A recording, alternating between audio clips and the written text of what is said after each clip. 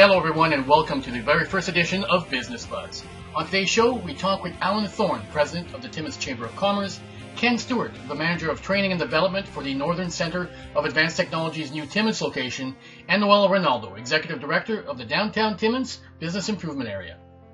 Today's episode of the Business Buzz is brought to you by Kamoskosia Snow Resort, where there is still time to get your individual or corporate memberships for the 2014-2015 season. Hello everyone, my name is Frank Rock, and it is my pleasure to welcome you to the very first edition of Business Buzz, where we will highlight the local business sector while also discussing regional, national, and international business developments from a Timmins perspective. In other words, we'll try to make sense of how events in Queen's Park, Washington, D.C., and yes, even Syria can potentially impact local businesses and their customers. As we all know, the people of Timmins, 44% of them anyway, elected a new mayor and council late last month. The Business Buzz invited Al Thorne, President of the Timmins Chamber of Commerce, to share with us some of the key challenges currently facing the local business sector and what the Chamber hopes Mayor-elect Black and Council will do to help address those challenges. Mr. Thorne, how are you today, sir? I'm very well, sir. Thank you. Could you share with our viewers some of the key issues that the Chamber is currently working on? Topics that are certainly very important to us. Perhaps the one that we are really trying to draw focus on would include our workforce issues. We really want to fill skills gaps that we have with trades in particular, production workers, management, leadership roles. It's the things that we hear about all too frequently, but we really need to start filling those skills gaps in that type of field. For Timmins, we keep looking to help the community diversify. We know our bread and butter is mining and to a certain extent forestry, and we like to work with the city to promote the regional hub idea and have some diversification in our business sector, so we'd like to work with the city on that.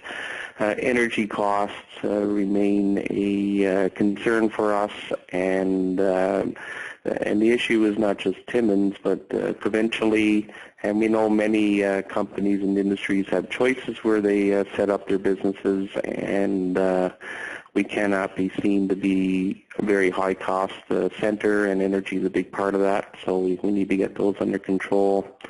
And for our businesses here in town, we want fair access to local opportunities to provide services and products to not just say municipal governments, but also the other publicly run institutions here and the private sector. We really want to encourage what we call local opportunities, and local doesn't necessarily mean within our municipal boundaries, but we really want to emphasize opportunities for all our businesses in this region, acknowledging that outside companies and suppliers can do the same, but really ask those tough questions because we know local businesses support local community living and all that. So those will be our main priorities, I would suggest.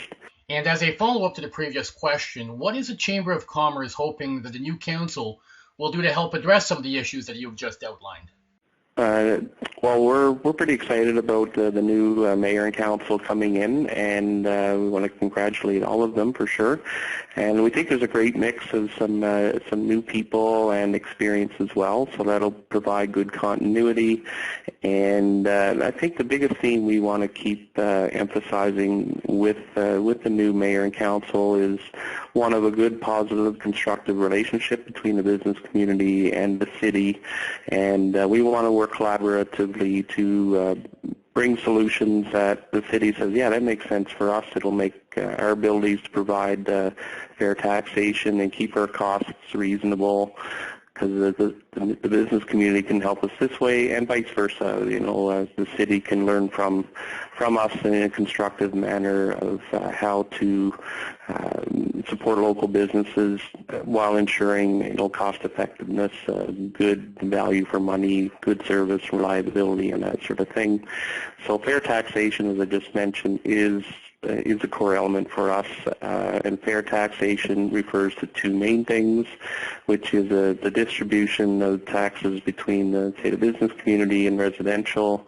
We have a formula we think that's reasonable now, and we don't want to see tax burdens unfairly shifted onto businesses, which kind of implies, we need to really watch the total cost of running a city, and knowing that there's a lot of challenges, and so hopefully we can help the city focus on its core business and be constructive in that dialogue. And in short, anything we can do to improve the communications, respecting that the previous mayor, especially Mayor Loughran and previous councils, have done a super job of building that trust and the positive relationship with the business community. We'd like to continue on that and keep that positive theme going forward. For those of you that have yet to hear of the Northern Centre for Advanced Technology, it is a Sudbury-based private, non-for-profit organization that helps the growth of innovative companies, provides health and safety training, and short-term event space. In October, NORCAT officially opened its Timmins location at Collège Boréal, which is focused on training and safety. Business Buzz recently caught up with Ken Stewart, Manager of Training and Development for NORCAT's Timmins operations. Ken, can you let us know when the Timmins location for NORCAT first launched? Sure. Okay, I came on board with NORCAT February of this year, and NORCAT had a presence in Timmins for many, many years, but they wanted a trainer with quote-unquote, feet on the ground. That's where I came on board. We looked at different areas and landed here in College Boreal, and we officially opened up October of 2014. It's been a great experience. We've got our present clients that are visiting our site, and we're also looking at prospective clients. Can you share with us what programming and services NORCAT offer from their Timmins location? For sure. So from College Boreal here, our new offices, we're still going to offer a full suite of training programs. That includes your hands-on classroom work, the e-learning, your computer-based training, and as well down the road we do plan to bring simulation training with a new state-of-the-art simulator through Thorne. It's a new advancement in mining. I know they've had it in other industries for years, and it's exciting. It's very expensive, so it isn't going to happen next weekend, but definitely we have one in Sudbury, and that will make its way up the highway here eventually. Can you provide a little bit more information about the CyberMine simulator that NORCAT has acquired? Sure. So anyways, the CyberMine, we have 5 different types of, I guess you can call them cabs. So those things would be such, and most of our mining community will understand them. The McLean Bolter is very common, the Atlas Copco Rocket Boomer, Sandvik Caterpillar Load Haul Dumps, your scoops. And basically it's a mobile unit, looks like a big pod. It's outfitted with a kiosk control panel. It replicates those found on the real pieces of mining equipment. So the user, he's surrounded by high-definition screens, and the entire pod vibrates to simulate movement. And actually, you can even go further than that. We can actually set up that it will be your mine, that the gentlemen and the ladies can actually visualize their own mine when they go through the simulation. A reminder that for those looking for more information on the programs offered in Timmins by NORCAT, you can find that information at www.norcat.org. During the recent municipal elections, there was much talk in Ward 5 about the downtown core, specifically issues such as parking and the lack of retail outlets in the downtown. Business Buzz reached out to Noella Rinaldo, Executive Director of the Downtown Timmins Business Improvement Area, to discuss these issues and get an update on what is ongoing at the BIA office. Let's touch on a couple of issues that many people seem to bring up every time there is a discussion about downtown Timmins. Parking. It always seems to be an issue, mostly for people that want to park right outside the door of whatever building they need to visit. That being said, can you perhaps touch on some of the parking-related issues that the BIA is currently working on to help enhance the visitor experience for individuals when they visit downtown? Well, I think, when we look at 6 months of winter, that's a big part of our parking issues. We have been working with the city to try to improve removing of the snow. That makes it a little easier for people who are, let's say, if we're talking about on-street parking. Number one, they're not jumping over the snowbank. We hear the majority of the parking problems in the winter, so we are trying to deal with the winter issues first. They want to be able to at least have accessibility to the meters so they don't have to go to the corner. So that's something we're working on. We also have problems with a little less space in our parking lots in the wintertime because of the way they put the snow into the parking spaces. So we can lose 7 or 8 parking spots very easily when they don't remove the snow in the parking lots, when they use those parking spaces to pile up the snow. So we're trying to improve that, because when you look at the numbers of parking spaces we have in our parking lots, we have a lot of good parking there. And when you look at the Cedar lot, which is the main lot for the downtown, the one that's the closest, let's say, it's important that we keep that clean in the winter, because I can go by there and see it half empty on almost any given. And then again, as you said, people want to be able to park in front of the business. The unfortunate thing is you can only fit 1 or 2 spots in front of an immediate business. So it's important, though, that we, in the wintertime, make sure that we try to let's get the snow removed, or try to have a spot where people can kind of sneak through so they can put money into their meter without jumping over the snowbank. So that is something we are constantly trying to work on and improve. Another thing that seems to come up a lot is the perceived lack of retail locations in downtown Timmins. This was a popular topic of discussion during the recent municipal campaign, with the general belief being that rental fees were simply too high in the downtown core for a small retail business.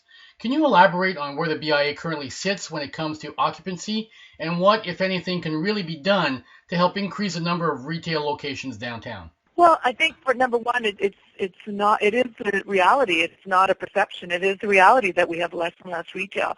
But that is really nothing to do quite so much with the downtown. That is more with the environment. For a small business to start up, it's expensive and very hard to do. And a lot of the banks right now do not support new businesses. They don't support, for example, inventory. So if you're looking at a retail store, it's very hard to be opening up a new business.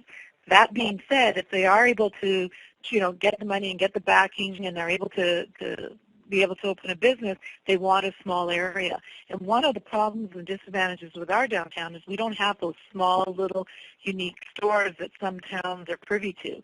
A lot of our spaces are perhaps a little too big for a first new business. Those spaces we have that are small are always full. I'm using, for an example, On the Go, Fashion, Lemongrass, Cattails. Those are small stores. So a new business is able to go in there very comfortably and open up if they are able to open. But when our problem is we don't have a lot of those little spaces. So we're hoping that we've been trying to get some of our landlords to bring their spaces down. I don't think that the pricing is expensive by any means in comparison to other towns, but the problem is that the space is bigger. Some of the spaces that we have are filling very, very quickly. When you think of Joanne's Art Center, for example, that's got a new owner moving in fairly quickly, almost right away. On the Go Fashions is a brand new business. Coffee Warehouse, Vicky Demore, they've all opened up just in the last 2-3 months. So we have businesses that move in as quickly as the unfortunately other ones to close. But we do have some bigger spaces that are empty, and those are the challenges we have. If they're going to fill, they're very likely more going to fill with financial services, and that's what people are looking for, more of that retail. So it's kind of a catch-22, is that we need smaller locations for the possibility that some small entrepreneur will be able to open up. So we're always trying to keep those spaces and trying to lobby to bring those spaces in. The Urban Park has been a successful addition to the downtown core of events over the summer months for the past several years. Is there something similar that could potentially be done during the winter months to attract more traffic to the downtown during the winter? Well, you know what? The Urban Park is a success, and I actually just got asked to speak this morning in Timmins about the Urban Park through the 8 to 80s project. And Jill talks about us around the world about the success of the Urban Park. And really, if you think of it, all it is a street closure and taking of public space. And we have discussed, in fact, the BIA just finished a strategic plan, and we have discussed the fact that we have so much winter, we have to try to do something. But the logistics are definitely harder in the winter. I mean, you are dealing with the snow and you're dealing with the cold. The logistics are tougher. The bodies, for example, in the summer we're very lucky that we get funding. I'm able to get funding for students, which help quite a bit.